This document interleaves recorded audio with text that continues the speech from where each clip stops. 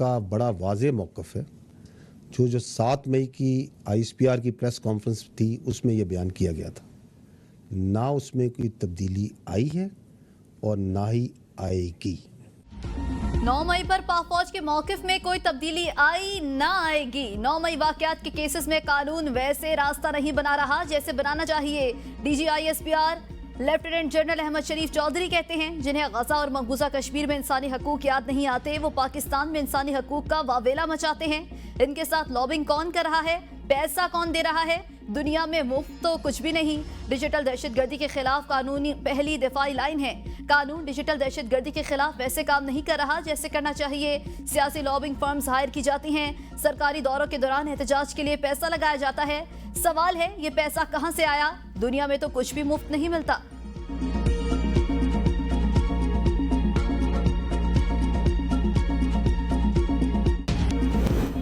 5 अगस्त को कश्मीरियों के हकूक को गस्ब किया गया। वज़ीर आज़म शहबाज शरीफ का आज़ाद जम्मू और कश्मीर कानून साज असम्बली से खिताब, कहा 5 अगस्त की बड़ी अहमियत है। आज के दिन भारतीय हुकूमत ने गासिबाना तौर पर मकबूजा जम्मू कश्मीर में रिहायशियों के हकूक को छीन लिया। भारत ने मकबूजा कश्मीर में गैर रियासती लोगों को आबाद होने का गैर कानूनी हक दिया। ये वो जालिमाना इकदाम है जो तवातुर के साथ मकबूजा कश्मीर में आज़ादी का हक मांगने वाले लाखों करोड़ों कश्मीरियों के साथ पिछले 77 साल से हो रहे हैं। मकबूजा कश्मीर में जालिमाना इकदामात से लोगों की जिंदगियां जीरन कर दी गई। भारत मकबूजा कश्मीर में जुल्म और बर्बरियत की दास्तानें रकम कर रहा है। कायद-ए-आज़म ने कश्मीर को पाकिस्तान की शहरक करार दिया था। पाकिस्तान कश्मीरियों की अखलाकी हमायत जारी रखेगा। जब तक कश्मीरी भाइयों को उनका हक नहीं मिल जाता, तन्हा नहीं छोड़ेंगे। कश्मीर जल्द आजाद होगा।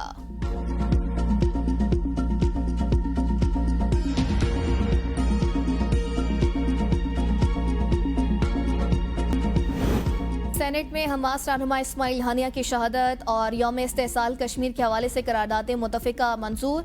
इसराइली हमले में हमास सरबराह की शहादत पर गहरे रंजो गम का इज़हार। सेनेटर पलवशा खान की इस्माइल हानिया की शहादत पर पेश की गई करारदाद में कहा गया कि इसराइल बैनुल-अक़वामी मुजरिम और दहशतगर्द रियासत का रूप धार चुका है। पाकिस्तान तमाम ममालिक, OIC और इस्लामी ममालिक मुत्तहिद होकर इसराइल की दहशतगर्द कार्रवाइयों को रोकें। सेनेटर शरी रहमान ने कहा, इसराइल आलमी अमन के लिए खतरा बन चुका।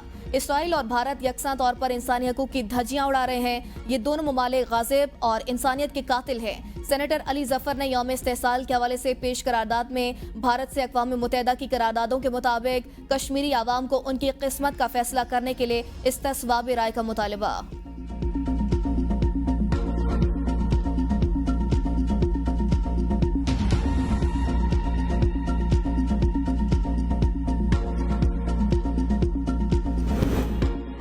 कश्मीरी कुर्बानियां दे रहे हैं, हुक्मरान मसलहत का शिकार हैं। हुक्मरान साथ हो ना हो, कौम कश्मीरी अवाम के साथ खड़ी है। सरबराह JUI फजल रहमान का धीरकोट में जलसे से खिताब, कहा भारत जितने मर्जी वसाइल खर्च करे, कश्मीर उसका नहीं हो सकता।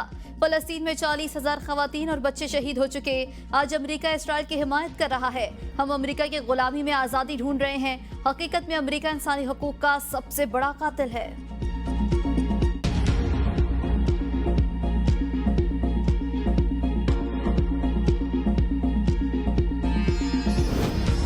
PTI का सवाबी में पावर शो, इंतजामात मुकम्मल हैं। मुल्क भर से काफिले सवाबी पहुंच गए हैं। पंजाब, सिंध, बलोचिस्तान और मुल्क के दीगर इलाकों से PTI के हिमायतियों और रहनुमाओं ने सवाबी का रुख कर लिया है। वज़ीर आला खैबर पख्तूनख्वा कुछ ही देर में जलसे से खिताब करेंगे। PTI चेयरमैन बैरिस्टर गौहर और मरकजी सेक्रेटरी जनरल उमर अयूब सवाबी पहुंच गए हैं। PTI क़यादत की इससे पहले साबिक स्पीकर असद कैसर से सवाबी रिहाइशगाह पर अहम मुलाकात हुई।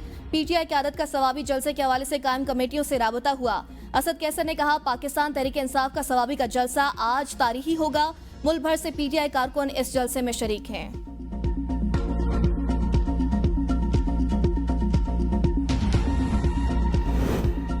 सवाबी में आज हुकूमत के खिलाफ रेफरेंडम, घेरा मजीद तंग किया जाएगा। मुशीर इत्तलात खैबर पख्तूनख्वा बैरिस्टर सैफ की मीडिया से गुफ्तगू, कहा सवाबी का जलसा वफाकी हुकूमत के खिलाफ अहम संग मील साबित होगा। बानी PTI की रिहाई के बगैर मुल्क की तरक्की नामुमकिन है। इनको इक़्तिदार में लाकर मुल्क को तरक्की की राह पर गामजन करना है। नून लीग ने मुल्क को IMF के रहमो करम पर छोड़ा है। नून लीग ने IPPs को छूट देकर आवाम पर मुस्तलत किया। वफाकी हुकूमत के पास दहशतगर्दी के रोकथाम के लिए कोई प्लान नहीं।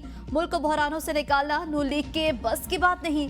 मैंडेट चोरों से छुटकारा हासिल करने के लिए इलेक्शन वाहिद हल है। PTI मुल्क में हक की आज़ादी, आइन और कानून की बालादस्ती के लिए जिद्दोजहद जारी रखेगी।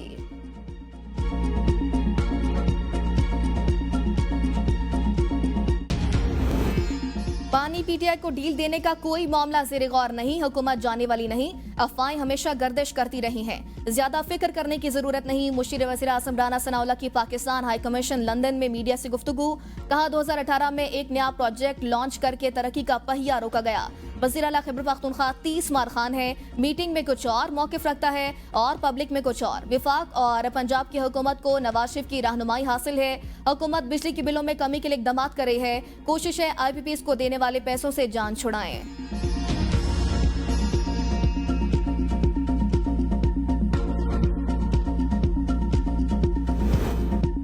बानी PTI के खिलाफ दर्ज मुकदमात की तफसीलात के लिए दरख्वास्त पर फरीकैन को नोटिस जारी। लाहौर हाई कोर्ट ने वफाकी हुकूमत पंजाब, नैब, FIA, पंजाब पुलिस से जवाब तलब कर लिया। हुक्म इम्तनाई की दरख्वास्त पर भी नोटिस। अदालत ने रिमार्क्स में कहा, एक केस जमानत के बाद दूसरे मुकदमे में कैसे गिरफ्तारी डाल दी जाती है। दरख्वास्त में मौक़िफ़ इख्तियार किया गया है कि तमाम मुकदमात में जमानत मिलने पर रिहाई के करीब नैब ने दोबारा गिरफ्तार कर लिया। बुशरा बीबी की मुकदमात की तफसीलात फराहमी और गिरफ्तारी से रोकने की दरख्वास्त पर समाअत। इस्लामाबाद हाई कोर्ट ने DIG ऑपरेशंस रावलपिंडी को 7 अगस्त को तलब कर लिया।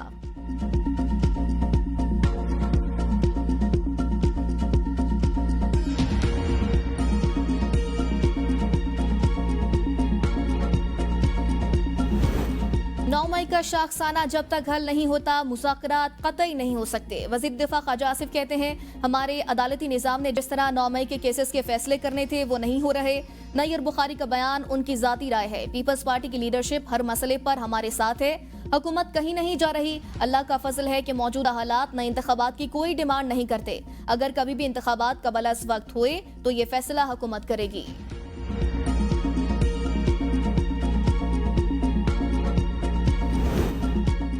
जमात इस्लामी का धरना 11वें रोज में दाखिल। कराची में भी पंडाल सज गया। गवर्नर हाउस के बाहर जमात इस्लामी का धरना दूसरे रोज भी जारी। अमीर जमात इस्लामी पाकिस्तान हाफिज नईम रहमान की शिरकत। हाफिज नईम का IPPs मुआहदों की तफसीलात सामने लाने का मुतालबा।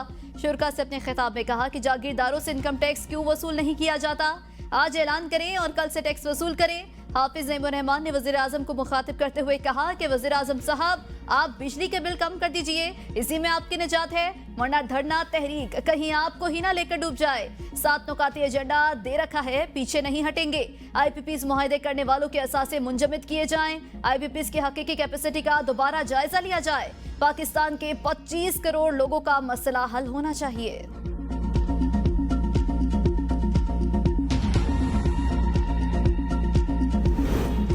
साबिक निगरान वजीर तिजारत ने बिजली के बिल कम करने की तजावीज़ पेश कर दी। गौहर एजाज ने अपने बयान में कहा, बिजली बिलों पर तमाम टैक्सेस खत्म करके IPPs को 2000 अरब रुपए की अदायगियां रोकी जाएं। IPPs को सिर्फ बिजली पैदा करने पर अदायगियां की जाएं। माहाना 200 यूनिट वाले बिजली सार्फिन का निर्ख 10 रुपए फी यूनिट से कम मुकर्रर किया जाए। दीगर तमाम सार्फिन के लिए भी बिजली की कीमत 30 रुपए फी यूनिट से कम होनी चाहिए। शरह सूद को भी 12% की सतह पर लाया जाए। शरह सूद में कमी से हुकूमत का कर्जा 3000 अरब रुपए कम होगा। अवैस लगारी कहते हैं, बिजली का टैरिफ कम करके दिखाएंगे। हुकूमत IPPs के मामले पर संजीदगी से काम कर रही है। तवानाई शोबे में इस्लाहात ला रहे हैं। धरने और प्रेस कॉन्फ्रेंस के बजाय संजीदा काम करना है। कैपेसिटी पेमेंट्स का मसला गौहर एजाज नहीं समझा सका।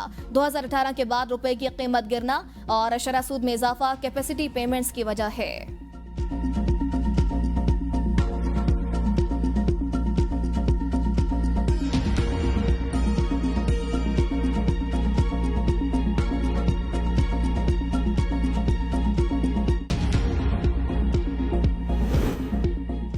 कराची में तूफानी बारिश के बाद सैलाबी सूरत हाल। वक्फे से बारिश का सिलसिला जारी। कहीं मूसलाधार और कहीं मुतादिल बारिश। सड़कें नदी नालों का मंजर पेश करने लगी।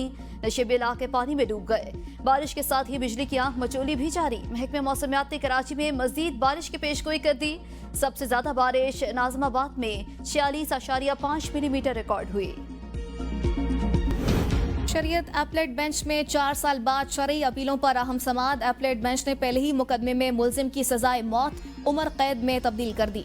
अदालत ने रिमार्क्स में कहा, मुलजिम 20 साल सजा काट चुका है, अगर किसी और मुकदमे में नामजद नहीं तो रिहा करें। चीफ जस्टिस काजी फाइज ईसा की सरबराही में 5 रुकनी शरीयत अपीलेट बेंच ने समाअत की। दौरान समाअत अदालत ने सरकारी वकील की सरजनिश कर दी। चीफ जस्टिस काजी फाइज ईसा ने रिमार्क्स में कहा, कत्ल होने वाले वकील आपके दोस्त हैं तो हम क्या करें? ये बात आपने अदालत के सामने क्यों की? क्या आप अदालत पर असरअंदाज होने के लिए ऐसा बयान दे रहे हैं?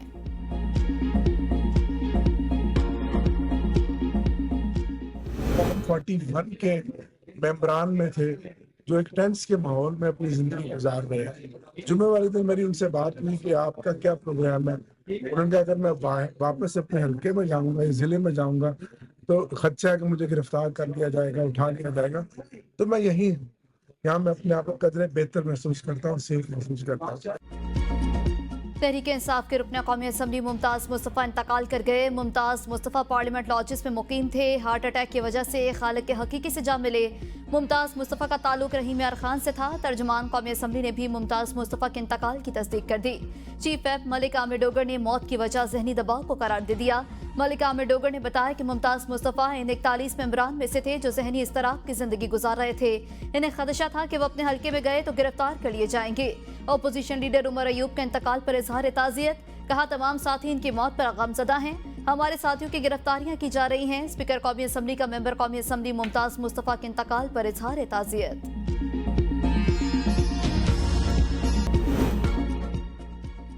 इदारा को समझ नहीं, वज़ीर-ए-आज़म FIA साइबर क्राइम विंग बंद कर दें। वज़ीर इत्तलात पंजाब अज़मा बुखारी का मशवरा। लाहौर हाईकोर्ट के बाहर मीडिया से गुफ्तगू करते हुए कहा, क्या मैं 15 दिन इंसाफ का इंतजार करूं कि अभी इदारे कुछ नहीं कर पाएंगे। हम सोशल मीडिया बेमोहर की जो है वो तरह चल रहे हैं। अभी तक FIA को ये नहीं पता चल सका मुबैना जाली वीडियो पहले फेसबुक पर अपलोड की गई, जबकि FIA का कहना है कि वीडियो पहले X पर चलाई गई। अभी तक किसी फेसबुक अकाउंट को ट्रेस नहीं कर सके। यही वजह है कि डिजिटल दहशतगर्दों की हिम्मत भी बढ़ गई, क्योंकि इन्हें पता है कि वो नहीं पकड़े जाएंगे।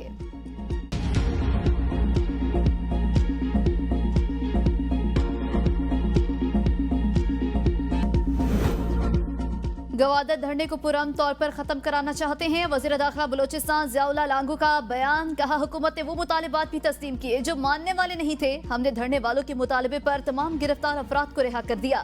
तहरीरी मुआहदा होने के बावजूद धरना खत्म नहीं किया गया। मालूम नहीं बलोचिस्तान बलोचियत और कौल की बात करने वाले मुआहदे पर अमल क्यों नहीं कर रहे। अवाम से अपील है कि गवादर बलोचिस्तान को मजीद अंधेरों में न धकेले। एहतजाज और नफरत की सियासत बहुत हो चुकी। अब बलोचिस्तान की तरक्की का सोचना होगा। जाने अनजाने में कुछ लोग भारतीय एजेंडे की तकमील कर रहे हैं। CPAC के मंसूबे हमारी तरक्की के ज़ामिन हैं।